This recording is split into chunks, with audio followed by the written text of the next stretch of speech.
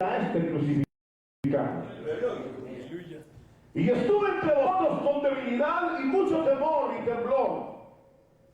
Y ni mi palabra ni mi predicación fue con palabras persuasivas de humana sabiduría, sino con demostración del Espíritu y de poder, para que vuestra fe no esté fundada en la sabiduría de los hombres, sino en el poder de Dios. Gloria a Dios. Amén. Amén. Aleluya. Amén. Gloria a Dios. Tienen la bondad de sentarse, hermanos.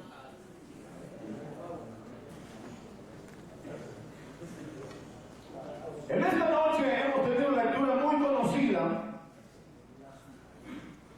pero que nos habla, hermanos, principalmente sobre la importancia y la necesidad que nosotros tenemos de dejarle un espacio a Dios. Debemos dejar un espacio a Dios, Gloria a Dios. a su poder. Cuando dentro de los ministros de Dios, eso es lo que ustedes se creen,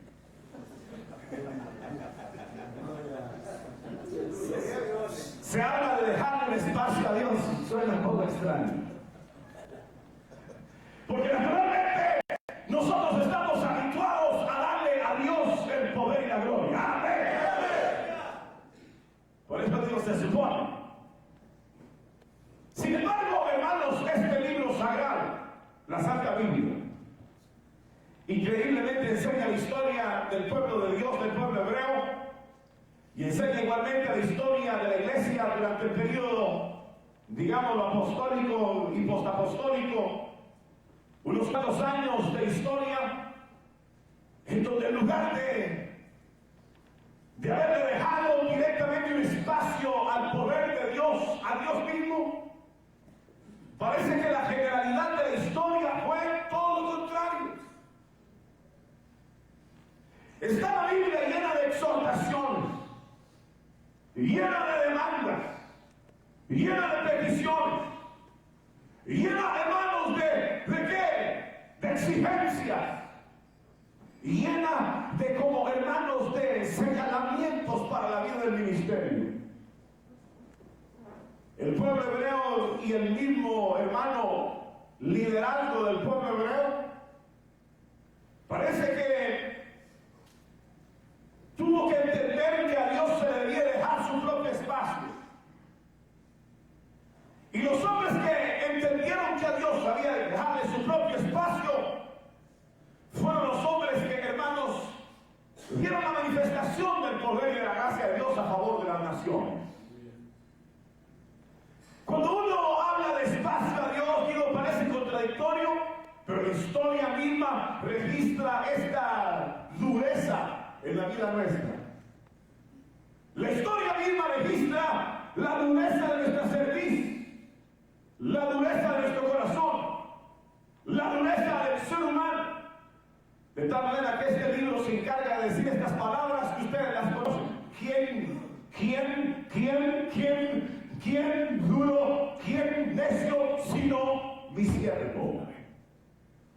¿Quién duro, quién duro, sino mi siervo? ¿Quién insensato, quién endurecido, sino mi siervo?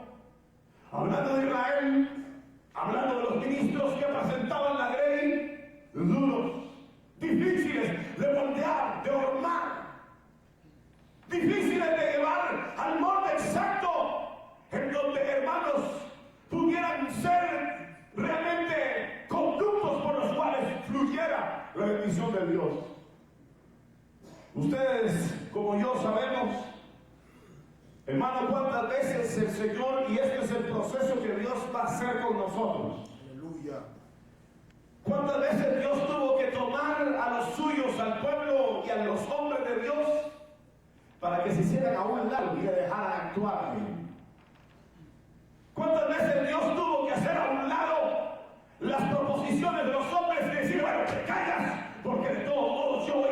en este caso. Chicas, quizás ustedes que son lectores del libro de Dios recordarán algunos casos donde Dios tuvo que hacer a un lado a sus propios siervos. Quizás el más conocido de ellos podría ser hermano Moisés, en donde fue hecho a un lado en sus intenciones, en sus pensamientos, en todo lo que él proponía fue hecho a un lado, dejado de lado. Cuando él decía, Señor, manda por quien hayas de enviar. Cuando ya no tenía resistencia, Dios tuvo que hacerlo a un lado con sus argumentos. Porque parecía que Moisés actuaba y quería actuar de acuerdo a su principio, a su pensamiento, a su corazón. Y parece que todo el pueblo hebreo fue igual. Todo el tiempo extendí mis brazos, dice, a un pueblo rebelde y contradictor. Rebelde y contradictor. Rebelde y contradictor. Es decir, que parecían ser el pueblo de Dios, pero no daban espacio a Dios. Parecían ser el pueblo de Dios, pero no daban un lugar a Dios. Y Dios tuvo, como digo, que operar en la vida de ellos. Hermano, de tal manera que a Moisés lo hizo a un lado en sus convicciones, en sus principios, en sus excusas. Lo dejó de lado para hacer después con él y a través de él, hermano, el poder de la liberación para el pueblo hebreo. Pero el pueblo hebreo lo tuvo que tratar de una manera tremenda para que ese pueblo pudiera ver la gloria de Dios. Inicialmente lo descascaró. Lo descascaró. 430 años duró para quitarle la cáscara, para que lo pudieran dejar a Dios actuar y que dejaran a Dios guiarlos y dejaran a Dios dirigirlos. Y después de eso los atravesó por el desierto, porque les faltaba el toque final para quitarles todavía la rebelión que había en el corazón, hermano, el orgullo, la suficiencia, para que entonces el poder de Dios fuera perfeccionado en la vida de ellos. Claramente la Biblia enseña que ese pueblo no solamente fue descascarado los 430 años, fue probado en el desierto durante 40 años. Y posteriormente en la tierra prometida fue igualmente probado y fue llevado a Babilonia. Hasta que ese pueblo entendiera a darle el espacio que Dios debe de tener en la vida de su pueblo. Hasta que ese pueblo entendiera el espacio que Dios quiere ocupar en las tareas de su pueblo. Queridos hermanos, parece que nosotros somos expertos, según la historia del pueblo hebreo y según la historia esa, como que nos identifica plenamente, como que somos expertos en querer ocupar aún el lugar de Dios. Somos expertos y somos sabios, somos tan grandes y llegamos a ser tan poderosos que pareciera que nosotros ocupamos y legislamos independientemente, arbitrariamente, sin pensar que el espacio de la salvación pertenece a Jehová y que el espacio de la sanidad de Jehová es, y que, hermanos, el espacio de la liberación es del Señor, y el espacio de la vida es de Dios, y el espacio de la resurrección es de Dios, y el espacio de la eternidad es de Dios. Parece que nosotros legislamos y nos metemos así, hablando claramente, metemos las patas y queremos después saber cómo es que se hacen las cosas. Queremos nosotros, hermanos, como tomar las cosas de Dios. Y Dios tuvo que trabajar con ese pueblo. Y ustedes saben que con ese pueblo y con todos los siervos de Dios de esa época, para quitarles todos aquellos pensamientos que ellos tenían y para que a la larga le dejaran entonces el espacio que Dios quería utilizar, para que entonces la gloria de Dios se manifestara a través de ellos y en ellos y a través de ellos. Era necesario quitarles a ellos de la cabeza todos los conceptos que ellos tenían, y era necesario quitarlos del medio para que entonces Dios operara. Eso el Señor lo hizo con su pueblo hebreo y lo llevó a una esclavitud, a otra esclavitud, y luego lo hizo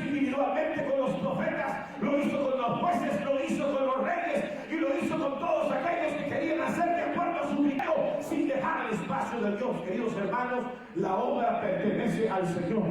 La obra es de Dios. Todo lo que es, la obra es de Dios. La obra es de Dios. Nosotros pertenecemos al Señor. Las obras son de Dios. Todo es de Dios. Nosotros lo único que hemos hecho es entrar en sus labores. Por eso dice la Biblia que nada es el que siembra y nada es el que ciega. Porque nada somos como aquellos labradores y obreros que han sido contratados a lo último, y principalmente nosotros, a lo último, cuando ya se va a dar la recompensa a todos los que trabajaron durante toda la existencia. Estamos en la etapa cuando nosotros seremos igualmente premiados y recompensados por su divino amor. Pero nosotros que hemos sido, hermanos, quienes galardonados, bendecidos para entrar en sus labores, no debemos de cometer el mismo error que cometió el pueblo de Israel. El pueblo de Israel quiso manejar las cosas de Dios. El pueblo de Israel quiso hacer las cosas a su manera. Elí, los hijos de Elí, los sacerdotes, empezaron a desviar los decretos de Dios. Empezaron a establecer las tradiciones como normas legales. Empezaron a decir que las tradiciones tenían la misma validez que la ley y que la palabra de Dios. Y empezaron a darle más validez a las tradiciones que a lo que era la palabra de Dios. Invalidando así el concepto divino, el precepto divino, entonces quedaban al margen de toda bendición divina, porque preferían ellos actuar a dejar el espacio que a Dios le corresponde. A mí se me hace igualmente que cuando se abre el Nuevo Testamento, y sin lugar a dudas, igualmente parece que, hermanos, nosotros no estamos habituados a darle el espacio a Dios que Dios quiere usar. Nosotros venimos de un mundo en donde, igualmente que en el mundo del tiempo antiguo, nosotros venimos de un mundo en donde podemos palpar, en donde podemos sentir, en donde podemos ver, en donde nuestros sentidos nos atestiguan de las cosas que están alrededor, y nosotros evaluamos las cosas según lo ven nuestros ojos. Y entonces, al estar metidos en este enlace, en este cascarón, en este estuche, en este recipiente, nosotros no tenemos la capacidad de percibir el método que Dios ha empleado a lo largo de toda la historia, en donde siempre Dios ha sabido hacer sus cosas de acuerdo a su voluntad, de acuerdo al designio de su voluntad, hermano, independientemente de lo que pudiera ser la, hermano, cooperación humana. Dios se ha valido de la cooperación humana porque Él ha querido utilizar unos. Sí, porque Dios ha querido utilizar, hermano, nuestra vida. Pero eso no significa que Dios no haya podido hacer lo que Él ha querido hacer. Dios ha sabido hacer lo que quiso, y lo que ha querido lo ha sabido hacer todo el tiempo. Y si ha empleado hombres que le han dejado el espacio a Dios correspondiente para que entonces su poder se perfeccione y su poder se manifieste. Si nosotros, hermanos, vemos al pueblo israelita, parece que los profetas, los sacerdotes y el pueblo en pleno, lo que hacían era estorbar a Dios. Y entonces empezaron a tener sus decretos, y empezaron a tener sus tradiciones, y empezaron a bloquear el poder y la autoridad de Dios. Tuvieron que ser, ya lo dije, llevados a la esclavitud para ser descascarados, y que entendieran que Dios salva sin caballo, que Dios salva en el valle, que Dios salva, hermanos, independientemente de toda acción humana, que no había tales de preparación para la guerra, sino que Dios era el dueño de la guerra, el dueño de la batalla, y que sabía guiar a su pueblo independientemente de toda acción humana. Si ustedes y yo creemos eso, entonces veremos la gloria de Dios. Pero Dios hay que darle su espacio.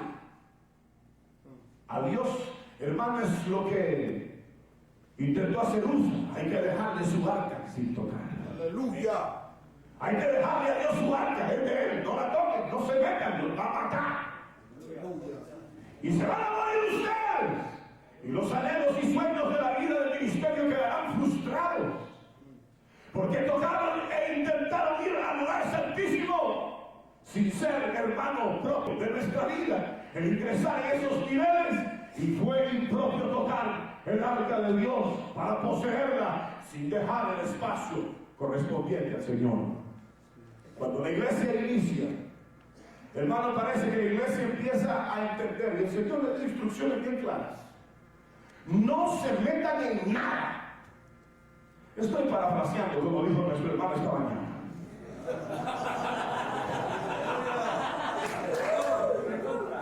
No se metan en nada. ¿En qué versículo dice eso? ¿No se acuerdan? Vayan a Jerusalén. Exactamente. Le dijo: asentar en Jerusalén hasta que seáis investidos de potencia de lo alto. Eso quiere decir: no se metan en nada. Así es, amén. Porque naturalmente cuando uno ya lo ascienden a discípulo, uno se cree la cosa, ¿no? Me ascendieron a discípulo y todo. Ya soy discípulo. Y todo el montón de gente atrás y no podían acercarse al maestro. Pero estos sí se acercaban. Hola, ya soy discípulo. Pero discípulo ¿de qué clase? Discípulo llamado para dejar el espacio a Dios. No discípulo para bloquear el buen intento y el buen deseo de la divinidad. Queridos hermanos, nosotros hemos sido llamados para ser discípulos que le dejen el espacio al Señor para que Él opere en la tierra. Nosotros somos como los rompevientos para que entonces Él proceda. Somos los rompevientos para que Él proceda. Lo que nos ha figurado hacer, debemos de hacerlo, pero Él es el que a la final actuará para la gloria de su nombre en medio de nosotros. Y eso es lo que cuesta en nuestra vida. La iglesia, hermanos, evidentemente tuvo la orden de Dios de no tocar nada, no hacer nada, de no meterse en nada, no hagan nada, no. ¿Cómo predicaría Cristo, hermanos? Ha de haber sido maravilloso oírlo.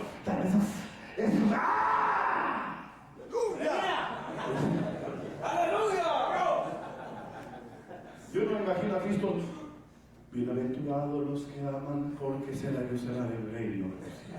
Yo me lo imagino, hermanos, con el látigo. Me lo imagino tremendamente poderoso, glorioso, abriendo brechas, sanando a los enfermos, diciéndole: díganle a esa zorra que hago milagros hoy y mañana. ¡Aleluya! Estableciendo, orando, actuando, deshaciendo los nudos de opresión, diciendo: veía caer a Satanás. No os alegréis por eso, alegraos porque vuestros nombres están inscritos en el libro de la vida. Lo veo glorioso, majestuoso, caminando sobre el mar, parado, hermano, en el punto del barco, callando el viento, callando las olas. Majestuoso nuestro Señor. ¡Qué maravilloso! ¡Qué maravilloso era ese Cristo! Ese Cristo glorioso, ese mensaje glorioso, es el que ahora a nosotros corresponde llevar, dándole el espacio a Dios. Toda esa iglesia recibió la ordenanza de dejarle espacio al Señor. No se metan en nada, no sean metidos, abusivos. Hagan la tarea que a ustedes les corresponde. Trabajen, oren, sí, ayunen. Busquen al Señor, santifíquense. Busquen al Señor, luchen, estudien, produzcan, trabajen. Vean al Señor, métanse. Pero a la hora de la hora le dice: pero asentate en Jerusalén hasta que seáis investidos de potencia de lo alto. Nadie se vaya a mover si no es guiado por el Espíritu. Nadie se vaya a mover si el poder de Dios no es el que va a abrir la brecha. Nadie se vaya a meter a hacer la obra de Dios si no es por el Espíritu. Porque ese era, hermano, y ese es el medio que ha de operar en la vida de los hombres. Y entonces fue ahí, hermanos, cuando esta iglesia empezó su carrera tremendamente ungida, cuando el Espíritu Santo vino sobre ellos, entonces aquella iglesia descendió, ustedes saben, bajo las gradas del aposento alto y empezó a poner a los hombres en su lugar. Empezó a decir a los sacerdotes, a los escribas, a los hombres arrepentidos, convertidos, venid a Cristo. Y luego, hermanos, hacían a un lado y parece que el Señor confirmaba la palabra con las señales que les siguen. Y él iba atrás, él iba confirmando el poder de Dios, tenía espacio para obrar. Aleluya.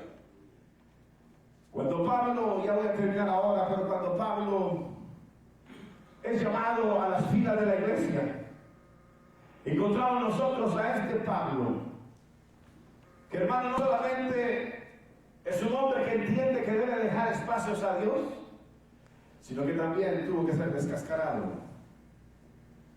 ¿Cuántos de nosotros no necesitaremos una buena descascarada para dejar espacio a Dios? ¿Saben cuándo es cuando Dios actúa? Cuando nosotros le damos el espacio. Siempre cuando pienso y he pensado en eso de María, y cuando pensaba en José y el alumbramiento y en todo eso, el José estaba bien perturbado porque su mujer iba a dar a luz un hijo, a saber de quién. Ella decía que el Espíritu Santo se le había aparecido, pero ese cuento estaba duro de tragarse. Sí, para él como hombre estaba difícil. Era muy difícil esa historia. Pero fue ahí, cuando dice que él, hermanos, lo dejó en secreto. Pensó en dejarlo en secreto. Pensó en dejarlo en secreto. ¿Saben qué hizo José ahí? Le abrió un espacio a la confirmación del poder de Dios. Y cuando le dejó un espacio, entonces el ángel llegó y le dijo: no temas recibir a tu mujer, por lo que en ella hay ese ejemplar del Espíritu Santo. Ahí fue liberado totalmente, porque le dio un espacio a la verdad de Dios. Queridos hermanos, cuando Pablo va a las iglesias, va increíblemente en una posición que dice: cuando fui a vosotros anunciados el evangelio, no fui con excelencia de palabras o de sabiduría. No fui con excelencia de palabras ni sabiduría. Pudo haber usurpado el evangelio a través de sabiduría y de palabras excelentes, pero Pablo, hermano, se hizo a un lado y entonces se centró en el Cristo crucificado, se centró en la sencillez y locura del evangelio para darle al Señor el espacio que el Señor necesita para hacer la obra que Él quiere hacer. Yo recuerdo haber tenido oportunidades, y se lo voy a decir ahora esta noche, en que me ha tocado dar un tema en la iglesia y me he leído la Biblia unas 100 veces, y después he leído un diccionario, y después un comentario. Cuando llego a la iglesia no sé nada. Un estúpido, hermano. Y digo yo: hoy sí me lo voy a impresionar a esto. Y no sé nada.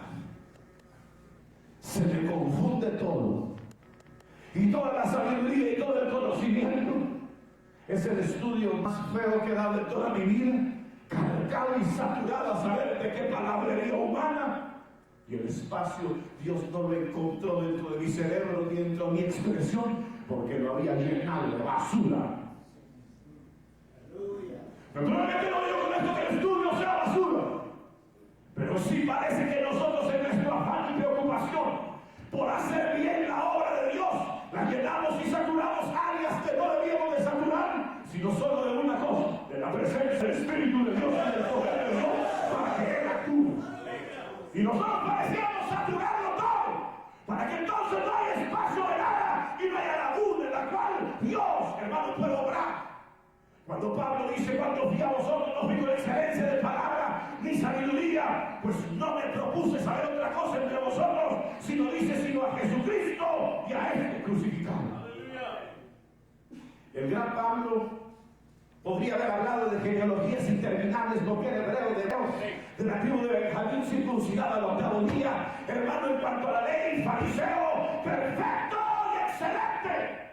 Podría haber ocupado 1 hora, 2 horas disertando sobre las genealogías interminables, y podría haber hablado sobre, hermanos, la tribu esta y la tribu aquella y las bendiciones de ser perteneciente al pueblo hebreo. Sin embargo, cuando Pablo dice que llegó a donde estaba la necesidad de los corintios, no utilizó ni palabras humanas, ni tampoco se quiso basar en nada humano, sino que, hermanos, se centró en la sencillez,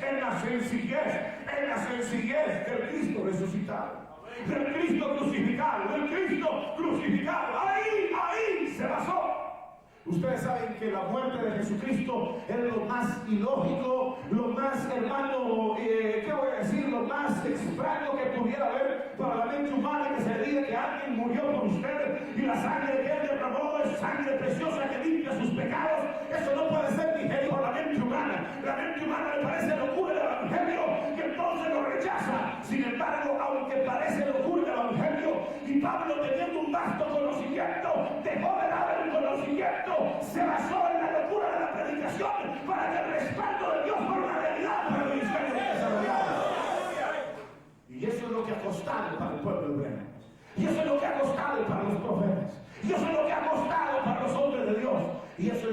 empezó para la iglesia después de esta era postapostólica.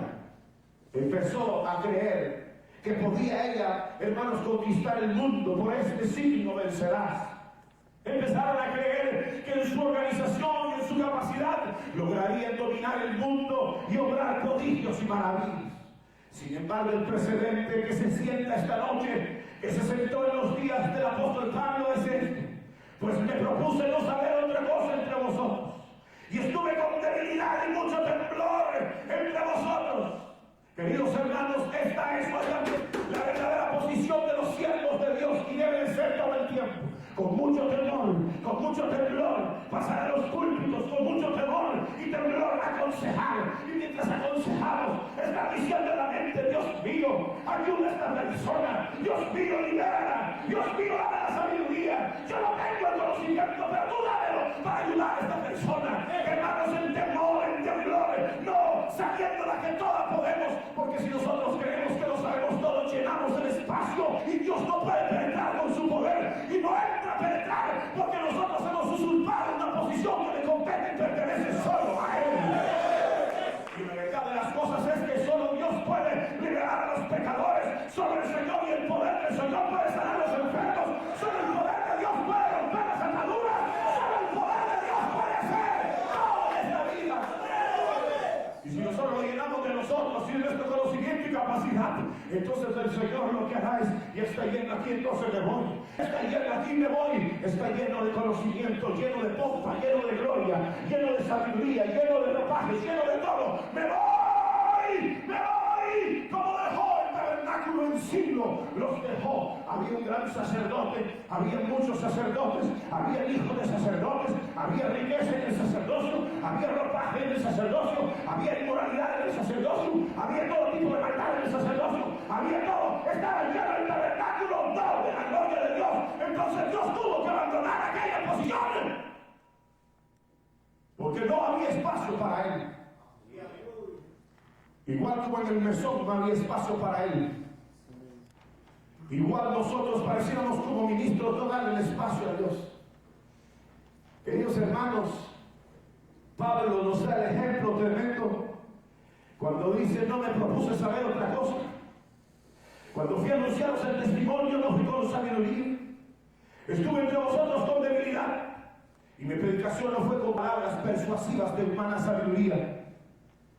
No apelé a lo humano, no apelé a lo terrenal, no apelé a lo que impide y bloquea, no apelé a lo que es puramente de la mente y del buen criterio y buen deseo y buena opinión humana. No apelé a eso, apelé al hecho de que el Espíritu de Dios debe de obrar. Y el poder de Dios debe tener suficiente espacio para que produzca, hermanos, el milagro en la vida, y que ese milagro sea permanente en los corazones nuestros. El milagro que Cristo hace en la vida de los hombres es un milagro permanente cuando Él lo ejecuta. Yo siempre pensaba esto y se lo voy a decir ahora: que hay muchos hijos de ramera. ¿Saben qué es eso? Amén. Muchos hijos de ramera sin padre. Igual lo consideras por dentro de la iglesia.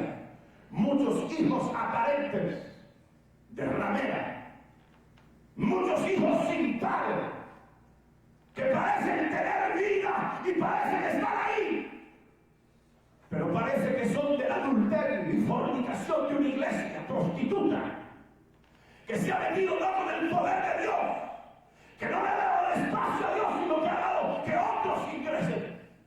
Y Pablo se lo dijo a una de las iglesias, le dijo: está bien, si vienen otros os toleraréis, si vienen otros los toleraréis, si vienen otros los toleraréis, o si vienen otros diciendo cualquier cosa los toleraréis. Pero Pablo decía: pero aunque te caen 10,000 maestros en Cristo, yo los engendré por el Evangelio. Pablo sabía que había dejado espacio a Dios. ¿Saben por qué sé que esta iglesia perdurará después de nuestra muerte? Porque hemos dejado el espacio para que Dios entienda los corazones de los hombres. Soy su tata, ni su abuelo. Yo no soy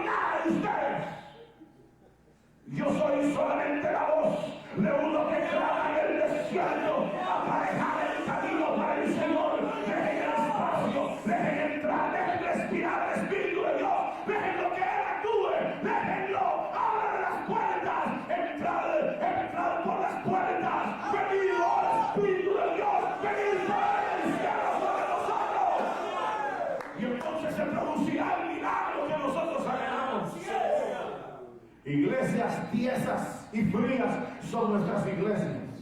Fabricantes del poder, hermano de Dios, como aquellos pretendían hacer el perfume extraño que había sido dicho que no podría ser suplantado, como aquellos pretendían ofrecer el incienso extraño.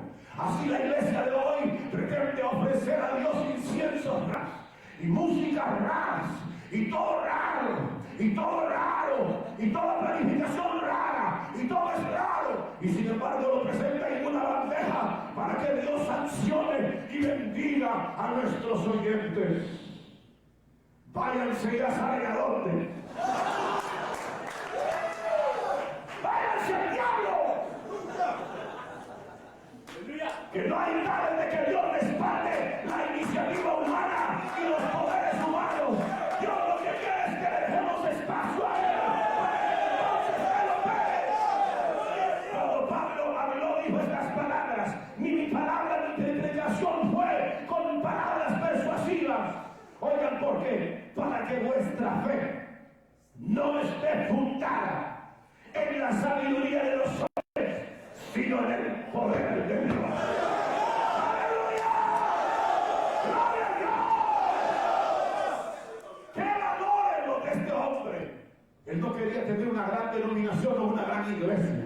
Él no quería que lo adularan y lo siguieran como el profeta o el sumo sacerdote de aquellos días. No quería ser coronado de gloria ni ser nada. Él lo que quería era que fueran fieles hijos de Dios, fundados en el poder de Dios, al igual que Juan el Bautista. Cuando Juan en la cárcel era preguntado por sus discípulos, los últimos que le quedaban, que no querían dejar a Juan, y Juan ahí les agarraba las manos y se las soltaba de los brazos, y váyanse, y metía el tiempo los varones, váyanse.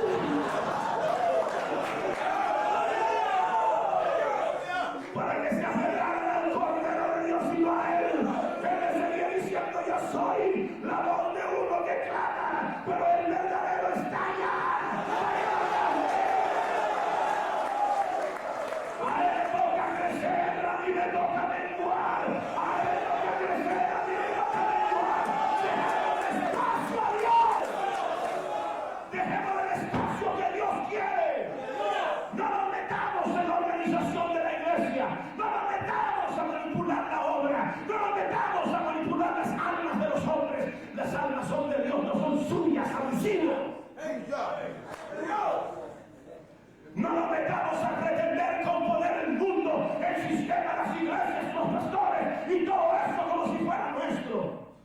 Toquemos con pinzas la obra de Dios, no usando las armas humanas, sino dejemos que sea Dios quien obre prodigios y maravillas. Saben que este libro dice: no os venguéis vosotros mismos, sino dice: dejar espacio a la ira de Dios, a la venganza de Dios, porque él ha dicho: mía es la venganza, dice el Señor. Déjenme espacio, déjenme espacio. Hoy por eso el libro de Apocalipsis dice: he aquí estoy a la puerta y llamo, ábranme, déjenme espacio, iglesia, ábranme, ábranme, déjame espacio. Y la iglesia dice: no, el horario, veniste tarde, maestro, el horario se ha pasado ya. Y ya la organización está hecha. En marzo tenemos la conferencia, en abril la otra conferencia, en mayo la otra conferencia, en octubre la otra conferencia, en noviembre la otra conferencia, y a mí me van a enterrar mañana. Iglesias muertas, frías, mediocres, sin dones espirituales, sin sanidad y liberación, sin bendición, hermano, y sin consagración, sin estar fundamentando a los hombres en el temor de Dios. ¿Por qué? Porque no le hemos dejado espacio al Señor. Zonas estériles, zonas estériles, zonas estériles, sin avance. ¿Por qué? Porque ustedes no quieren hacer todo, nada, nada. Estanqueros y ven a vuestro Dios. No confiéis en hombre, confiad solamente en el poder de Dios. Dejémosle un espacio al Señor. Solo voy a decir lo último. todas las cosas y actividades que nosotros tenemos que hacer de la obra de Dios, las tenemos que hacer en la convicción que, hermano, Dios nos ha dejado hacer esta parte para Él completar y hacer lo que Él quiere hacer. Pero no podemos ni tomar el inicio y el final como si fuera nuestro. Y mientras todo se enferma y deteriora y se corrompe, nosotros sufrimos. Un espacio nada más. Quizás tú y tu iglesia sea como, o la iglesia que tú pastoreas sea como esta iglesia de la Odisea. O quizás sea como otra de las iglesias con características similares, a la cual el Señor le pide: dejar un espacio. ¿Qué se hace para que los enfermos sean sanos? Les voy a decir qué se hace. ¿Qué se hace para que haya dones en la iglesia? Ya les voy a decir qué se hace. ¿Qué se hace para que haya finanzas en la iglesia? Ya les voy a decir qué se hace. ¿Qué se hace para que haya respaldo de Dios en la iglesia? Ya les voy a decir qué se hace. Una misma respuesta para todo. Dejen espacio al poder de Dios. Pongan unas cubetas de este alto enfrente. Pongan algo grande enfrente. Y digan entonces ahí: pasen todos, echen. No hagan nada. Démosle solo espacio al Señor. Amén. Y el Señor obrará. Sí, Señor. Aleluya. El Señor accionará. Amén. Cuando le demos el espacio. Gloria a Dios. Y entonces todo en realidad sería maravillosa. Vamos a orar. De la sabiduría y del conocimiento para dejarle a Dios un espacio. Y la advertencia del Señor a la iglesia fue: dejadme a mí actuar, no actuéis vosotros. Vamos a pedir al Señor que nos llene de su espíritu. Levanta sus manos.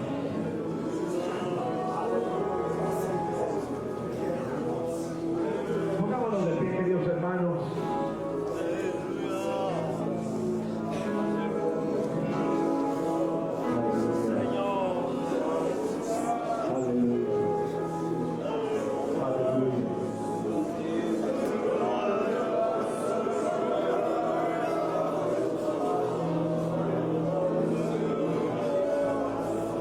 Satúranos, Espíritu Santo. Llénanos, Espíritu de Dios. Llénanos. Yo no quiero, Señor, obrar por mí mismo. Yo no quiero obrar por mí mismo. Yo quiero que tú tomes control de las cosas, de la iglesia, de mis prédicas, del consejo, de lo que hago. Yo solo voy a hablar del crucificado y tú confirma la palabra.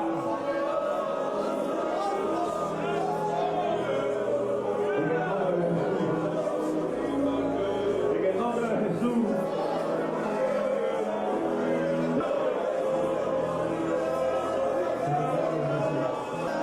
Solo un espacio. Déjalo que haga. Señor, tuya es la obra. Gracias por el honor que me das de ser parte de ella. Tu obra, Señor. Tu obra, Señor.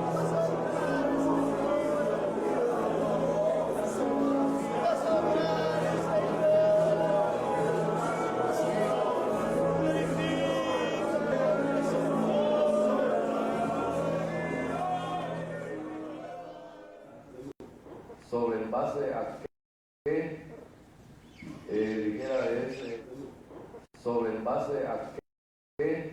Pero Pablo decía: pero que te caiga 10,000 maestros. Sobre el base a que dijera ese, el diezmo que tiene dijera que entregar cada creyente. Voy a poner, dijera, por ejemplo, alguien tiene un salario, por ejemplo, de 3,000 colones que le da.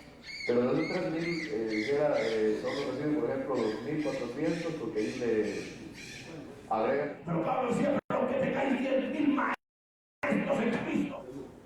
Sobre en base a que, dijera, es el diezmo que tiene, dijera, que entregar cada creyente. Voy a poner, dijera, por ejemplo, alguien tiene un salario, por ejemplo, de 3.000 colones, pero de esos 3.000, dijera, solo reciben, por ejemplo, 2.400, porque ahí le agregan, dijera, los descuentos de deducciones. Entonces, ¿qué va a diezmar?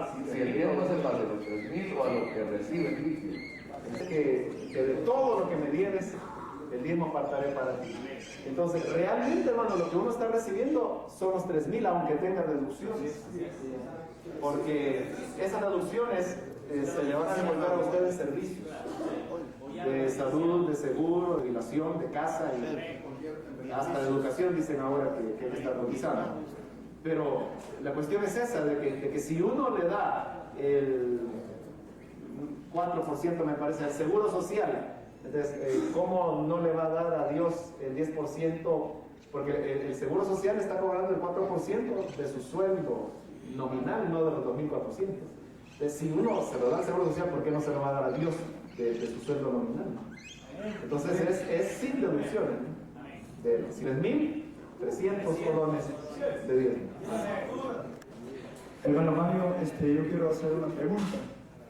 Mucha gente a veces llega a la iglesia y dice, hermano, yo quiero diezmar, pero no sé dónde hacerlo, porque yo voy a la iglesia central y estoy llegando a la iglesia local. Entonces yo quiero preguntar, ¿en dónde esta gente se le puede ordenar que pueda hacerlo? Mencionado que es un reconocimiento a una función sacerdotal, que en este caso es cumplida por los pastores. Entonces, a esa persona yo le diría, ¿dónde siente usted que su alma está siendo ministrada? ¿En la iglesia central o acá? Porque tiene que reconocerle a aquel de quien está recibiendo la bendición de Dios. En la central.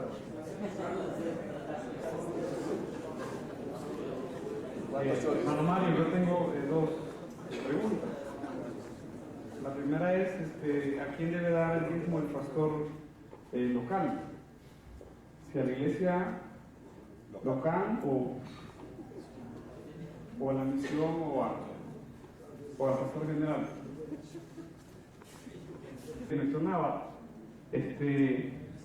porque puede ser malentendido a los hermanos que no pertenecen a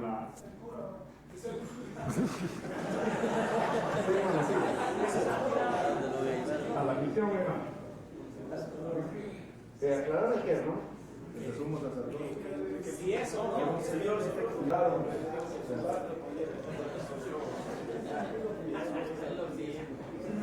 ¿El sentido figurado de lo del sumo sacerdote?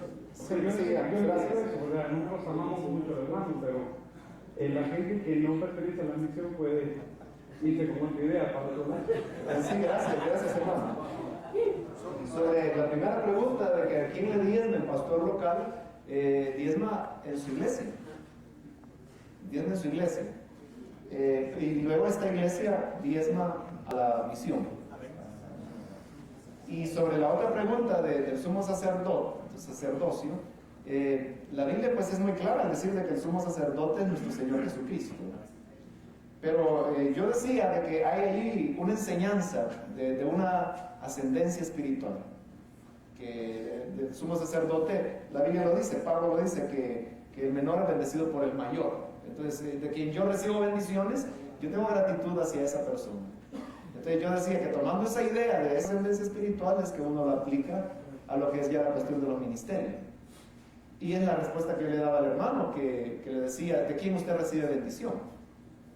No quiere decir que de quien recibe es su sumo sacerdote, sino que él es la persona de quien está recibiendo bendición y por eso hay una gratitud hacia esa persona. Y entonces diezma en el lugar donde esa persona está enseñando.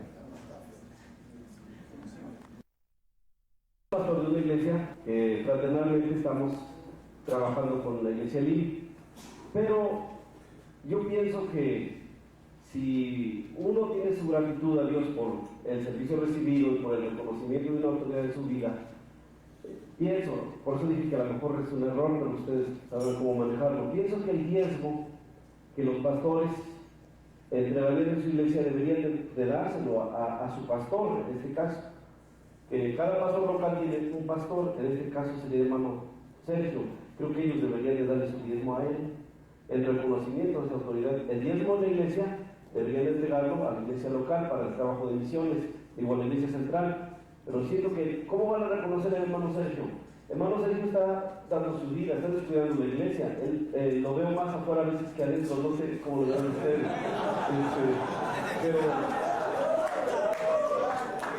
Pero creo, ¿verdad?, que ¿quién va a recibir el reconocimiento? ¿La iglesia? ¿Los ancianos? ¿O él como el pastor de los pastores? Pienso que él como pastor de los pastores debe de recibir los diezmos de los pastores. Gracias, hermano. Aquí apuntando algunos conceptos, pero voy a decir esto y el hermano tiene razón. Es decir, que el modelo de la Biblia es este, que los miembros de nuestra iglesia entreguen sus ofrendas a la iglesia, pero realmente, si nosotros nos vamos a pegar al modelo de Israel, los diezmos de nuestros miembros nos deben de dar a nosotros, como pastores, ¿no? O sea, los diezmos nos pertenecen a nosotros y nosotros deberíamos entregar nuestro diezmo al pastor general, porque ese es el modelo de Israel. El pueblo, los levitas al sumo sacerdote. Pero la cuestión es de que las iglesias nuestras, precisamente porque han sido enseñadas dentro de esto, han aprendido a tener cuidado de sus ministros, tanto del hermano Sergio como de cada uno de nosotros. Y entonces eso no ha hecho, digamos, como necesario que esa fuerza económica de la iglesia tenga necesariamente que ser entregada a un pastor, cuando puede ser canalizada a necesidades de la misma obra. Es como el fondo de misiones, no es que el hermano Sergio se lo agarre, ¿no?, sino que es con el fin de cumplir una obra misionera cuyo peso básicamente cae sobre la iglesia central, cuando no debería ser así, sino que debería ser una responsabilidad asumida por todas las iglesias de la misión. Por ejemplo, el evento que se hizo en San Salvador, aparte de un sobre que se repartió el año pasado, realmente debió haber sido la misión la que asumiese los costos de lo que fue el montaje de ese evento, porque es un evento de la misión, no de la iglesia central. Pero como no funciona mucho la cuestión, entonces la iglesia central tiene que sacar la cara por eso, y entonces Dios nos bendice a ellos y los demás nos quedamos viendo. Entonces, de igual manera, hermanos, el hermano tiene razón, así debería ser, pero también podría interpretarse como un abuso, que no lo es, porque es bíblico. Pero entonces uno, o sea, al menos lo que soy yo renuncio a que me den los diezmos la iglesia, y que se los den a los ancianos, y que ellos vean cómo lo distribuyen, y que me den lo que ellos quieran, lo que ellos crean que merece el aporte espiritual que yo les estoy dando. Y de igual manera, pues yo entrego mi diezmo a la iglesia, y la iglesia diezma a la misión. Pero como digo, es una aclaración solamente, pero seguimos haciéndolo como lo hemos estado haciendo hasta ahora. O sea que todo sigue igual, nadie va a ir a exigir diezmo. Pero sí está bien. Sí, o sea, es correcta. Sí, aquí están preguntando lo mismo que estamos diciendo, que si la iglesia debe dar los diezmos al pastor. Yo creo que ya respondimos. Amén.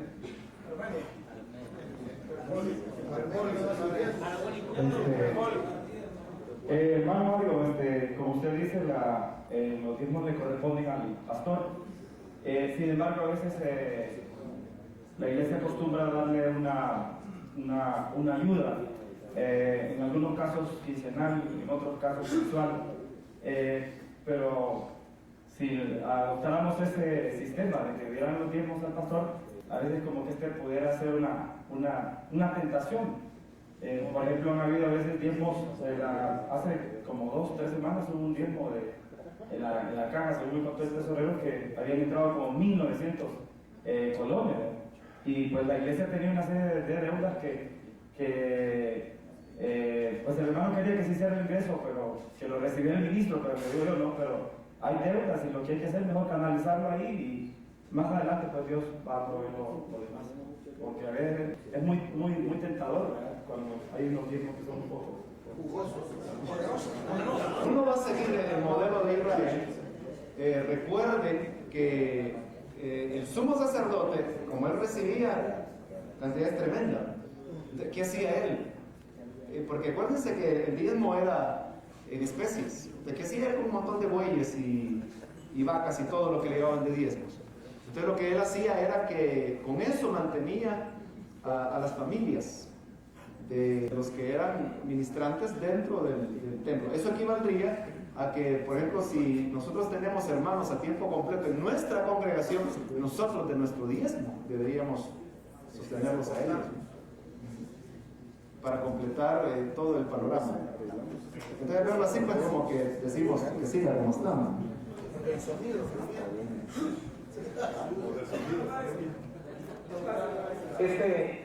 Decía de que tal vez, hermano, es importante alguna ampliación en cuanto a esta información que nosotros tenemos. Quizás a nivel de misión a nosotros no nos cuesta comprender estos asuntos porque sabemos que gracias a Dios tenemos una organización para una administración financiera. Pero hay como una regla general dentro de las iglesias de diferentes denominaciones en donde es un hecho de que todos los diezmos que entran a esa iglesia son para el pastor. Entonces, quizás las preguntas podrían abundar siempre sobre esa línea. Pero nosotros comprendemos todo esto porque, repito, gracias a la organización tenemos una buena administración financiera. Y se le otorga, como decía mi hermano, a cada pastor de una iglesia filial o que está apoyando al mismo ministerio, una ayuda de acuerdo a lo que se considera justo, de parte del mismo cuerpo de ancianos, que es el cuerpo administrativo de aquella misión. Entonces, tal vez una mayor ampliación en este sentido podría, hermano, ayudarle a otros hermanos que tal vez vengan con esa misma línea tendenciosa de que el pastor es el merecedor de los diezmos, porque lo bíblico. Pero también hay otros proyectos que la iglesia tiene y que por eso es que nosotros hemos aprendido de nuestros hermanos es que las cosas sean canalizadas así.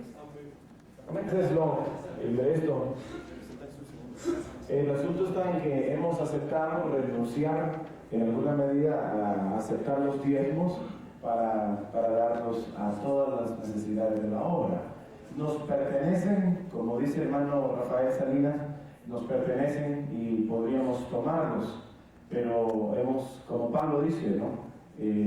A ciertas regiones como la de Acaya, que no quería recibir de ellos nada, sino que no le quitaran esa gloria.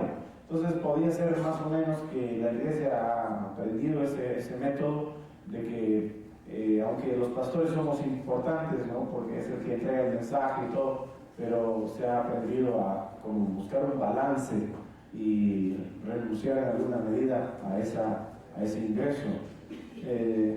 Sin embargo, pues es completamente bíblico que el pastor reciba eso, ¿verdad? Y que con madurez pudiera administrarlo. Pero prácticamente casi lo mismo, lo recibimos y se administra. Y se han buscado personas, ancianos, para que ellos cooperen, ayuden en esa distribución de los ingresos. Aquí el hermano Arturo me decía que hablábamos de que la administración financiera de las iglesias era autónoma, decía yo, y así lo es. Pero me decía el hermano Arturo que hay ocasiones en que por anomalías, situaciones que se dan en algunas iglesias, es necesario establecer como una supervisión. O sea, que así como se supervisan aspectos de crecimiento espiritual, de mensaje, también en determinado momento el ministerio apostólico del hermano Sergio puede decir, pues vayan a tal iglesia y examinen los libros, a ver si hay allá anomalías o qué está pasando por cosas, informaciones que han venido precisamente del mismo lugar. Entonces sí, es posible, aunque haya autonomía, pero no obstante eso no significa un libertinaje, de que se le va a dar al pastor un salario exorbitante en tanto que no hay ni siquiera para comprar una silla. O lo contrario, ¿verdad? De que se tiene un templo tremendo, está alfombrado y el pastor se está muriendo de hambre. Entonces, ahí se puede ordenar una supervisión y entonces dar recomendaciones, porque también nada es a la fuerza, pero recomendar cómo las cosas deben ser hechas. Cosas que creo que van a tener un poco de balance a la pregunta. cuando la Biblia dice el diezmo, lógicamente el encargado de la obra es el hombre que Dios llamó, pero también la Biblia dice que el obrero es digno de su salario. Entonces lo que yo entiendo que la misión hay es eso, precisamente, que el obrero es digno de su salario. Que haría una iglesia de miles de gente y donde el pastor recibe todos los diezmos y se la va a pasar en Acapulco, ¿verdad? Cancún, malgastando el dinero de la obra. Entonces, yo lo que pienso es que el obrero es digno de su salario y que él va a vivir decorosamente como la Biblia lo enseña y el dinero que sobra pues se va a usar para la obra del Señor, que es precisamente lo que se busca. Pero realmente todo es complementario porque si usted dice, pues es una iglesia numerosa, que el diezmo es tremendo, pero ¿por qué es numerosa? ¿O por qué hay diezmo tan abundante? Obviamente es porque hay un ministerio que ha generado una iglesia grande y una iglesia que diezma. Entonces, pero también un ministro que ha logrado enseñar de esa manera no es el tipo de ministro que se viera de gastar todos los diezmos en Cancún, sino que su mismo carácter que hizo posible generar esa respuesta de la gente es un carácter que no va acorde con esa idea. Hermano, solo una consulta con respecto a los ministros. A veces se requiere como un aumento de ayuda o una remuneración. ¿Y qué de que el ministro que no la recibe y se retira o aún quiere prestaciones una vez habiendo servido en la misión? La pregunta es que quiere aumento de ayuda y no se la dan. No, se retira de la misión. No, por eso. Pero al principio es que solo la ayuda, quiere aumento. Eso es una pregunta que se hace. Y la segunda es cuando se retira. Como no se la dan, pues se retiró y quiere la prestación. Sí, no. Es que la idea es de que nosotros tenemos que confiar en Dios. Yo eso es lo que he querido enseñar durante algún tiempo. Que si nosotros servimos a Dios, no debemos esperar que nadie nos sostenga, sino que la iglesia nos da a nosotros una ayuda. Eso es una base solamente. Pero todo lo que Dios nos quiera dar de ahí para adelante, Dios puede usar de cualquier persona. Pero no porque la iglesia no me aumente la ayuda, yo voy a renunciar, jamás. No. Porque la ayuda no va a venir absolutamente de ahí, sino que la ayuda de Dios va a venir de cualquier otra parte. Pero lo importante es que yo mantenga ahí, y como mis intereses no están en lo material, ahora puedo decir yo, es que realmente yo sí tengo necesidad, tengo muchos hijos, como decía el hermano, y tengo esto y lo otro, y no me ayudan, entonces puede hacer que no se esté dando lo que se debe dar a la iglesia, y que no se hayan puesto las personas adecuadas espirituales para ser sensibles a la obra que usted hace o que hace X persona. Pero jamás vamos a renunciar porque no nos dan un pan. Nosotros vamos a seguir con pan, sin pan, con zapatos o sin zapatos, anunciando el evangelio. Si por una corbata entramos a un hotel y podemos predicar en un hotel, está bien, pero si sin corbata podemos predicar en el mercado, al mercado vamos a ir a predicar. Es decir, que no hay razón para abandonar una posición. Es más fácil sería pensar que vamos a permanecer ahí. Aleluya. Amén. Lo que preguntaba el hermanito acerca de pastores que se van a Cancún o a Acapulco. En cierta manera como que hay un criterio que de una forma como que prohíbe a los ministros ir a lugares como esos. Pero lo que yo tal vez pensaba era de que el ministro, cuando recibe su ayuda, como ha trabajado, como se ha esforzado, no tendría que ser juzgado de alguna manera el hecho de que él vaya con su familia a algún lugar a darse una vacación o su vuelta, no tanto por él, sino por la familia. No sé qué opina usted de eso, porque hay gente que como que así, ¿verdad? Tajentemente, mundano, anda derrochando lo de la iglesia, realmente no es eso. Por supuesto que los siervos son dignos de tomar un tiempo de descanso. Realmente nosotros casi no hemos descansado en todo el periodo que Dios nos ha permitido trabajar, y vamos a un lugar y regresamos y seguimos normal y todo, trabajando, y pasan los años y preguntan, ¿y usted se tomó vacaciones? No. ¿Y el año pasado? No. Y entonces, ¿cómo es eso? Pero sí es justo y muy bien visto que se pudiera alguien ir con su familia, como dice mi hermano, a tomar un descanso. Eso es perfecto. Y quiero añadir algo a esto: no es malo, está bien hecho. Si ustedes y la iglesia los apoya, háganlo. Ahora, la otra cosa es de que sí quiero tal vez añadir algo muy personal, y es que en este trabajo de supervisión que he estado haciendo últimamente, de visitarlos a ustedes una vez por año, podría haber también alguna idea en algunos de ustedes, no sé, ¿verdad? Pero se me surgió ahora que hermano me hablaba de que yo paseo mucho, y entonces que podría ser que ese sí se hará la grande, ¿no? Se sube en un avión hoy y viene para mañana y se va al otro y anda viajando de aquí para allá, que feliz esa vida. Y algunos dicen, yo quiero ser pastor, así como usted, dicen, ¿verdad? Pero porque piensan que eso es que anda vacilándolo. Pero la verdad es de que como dijo hermano Mario, depende cuál es la prioridad de uno, el objetivo de la vida, así uno se va a encaminar. Ahora, sí sé que hay pastores que no debieran andar vagando, ¿no? Que tienen 100, 200, 300 miembros o 1000 miembros y solo andan abriendo la boca e inventándose organizaciones y todo eso, y que la iglesia está deforme. Pero sé que en el momento que la misión vive, y esto lo hago como una defensa de mi apostolado, así como Pablo defendía, no, pero lo hago en el sentido de eso, de que andamos haciendo la obra y trabajando y predicando las veces que sean necesarias, no importa si son 4 o 5 veces diarias, lo hacemos en la ciudad donde vayamos. Y si a la madrugada tenemos que salir para venir acá y llegar en la mañana y predicar en la noche, estoy en la noche en la iglesia predicando, y al día siguiente tengo que y sigo. Pero entonces, si alguno cree que en algún momento va a llegar para ustedes como un nivel en donde ya se acabó la responsabilidad y ahora es la vacation, se equivocaron. Aquí no hay vacaciones, ni ahora ni nunca. Aquí hay que trabajar para salvar las almas, para salvar los musulmanes, para salvar los indios, para salvar los apaches y todos los incas y todos los que hay. Hay que trabajar, pero si también dentro de ello cabe un momento de descanso, tenemos que hacerlo porque somos cuerpo que necesita.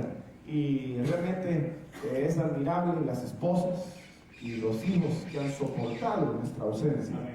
Nosotros somos muy individualistas, el ministerio nos demanda y entonces hemos tenido que abusar en alguna medida de nuestras esposas, hijos, y el sacrificio ha sido muy fuerte para ellos. Y después tenemos problemas con ellos y decimos, pero ¿por qué si ando sirviendo al Señor? Pero la verdad es de que bueno, son las consecuencias de la entrega de nuestra vida al Señor, y por otra vez es la incomprensión que a veces se genera. Pero si podemos apartar un tiempo, cada cierto tiempo, para tomar la familia y apartarnos a un lugar, debiera ser y es muy bien hecho. Hermano, yo he encontrado un problema en la iglesia donde estoy. Tengo entendido que el pastor tiene que diezmar. Amén. Entonces, el problema que encontré es que yo comencé a diezmar. Y ese diezmo entró varón a los diezmos, al tesoro de los diezmos. Pero vi algo de que ahí no estaba yo ejerciendo algo, o podía caer más que todo en algo de perder de ser espontáneo, agradecido con Dios por todo lo que nos ha dado. Porque vi que iba a entrar ahí en el tesoro de los diezmos, entonces perdía yo esa espontánea de estar agradecido, porque lo concebí de que eso venía de regreso otra vez a mi persona, lo que estaba dando. Entonces busqué en la Biblia y encontré que parece que los tesoros, los diezmos de los levitas entraban al tesoro, y entendí de que parece que el diezmo de uno entra a las ofrendas, al tesoro de las ofrendas. No sé si es así, varón.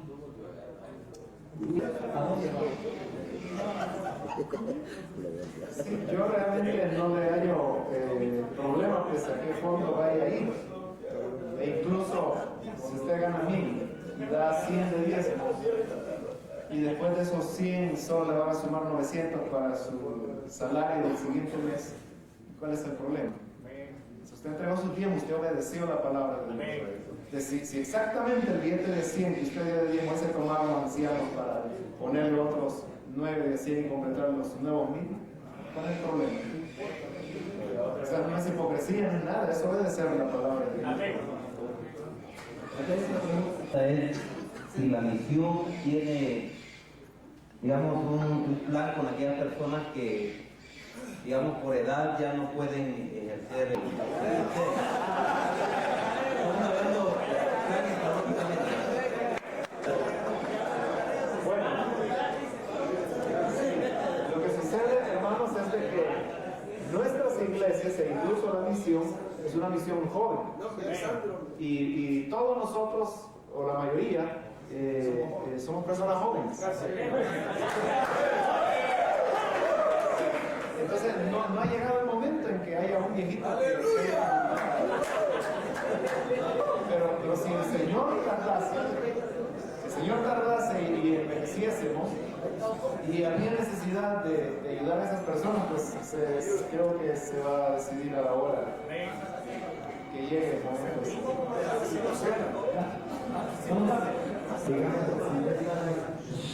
Es natural bíblico enseñar el diezmo y es pues la práctica correcta. Ahora, en el caso de los servidores, relacionándolo con el tema anterior, ¿hasta qué punto es requisito que un servidor sea necesario que viene para incluirlo entre el servicio?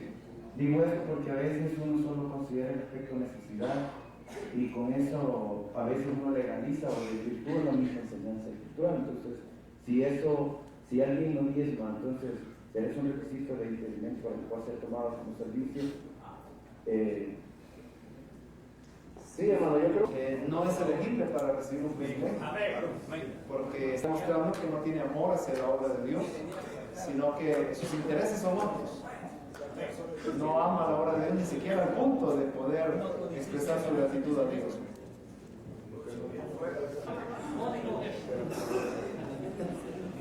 Bueno, hermano, yo solamente quería saber hasta qué punto afecta o ayuda el hecho de querer, de que alguien quiera ofrecer más del 10% como diezmo.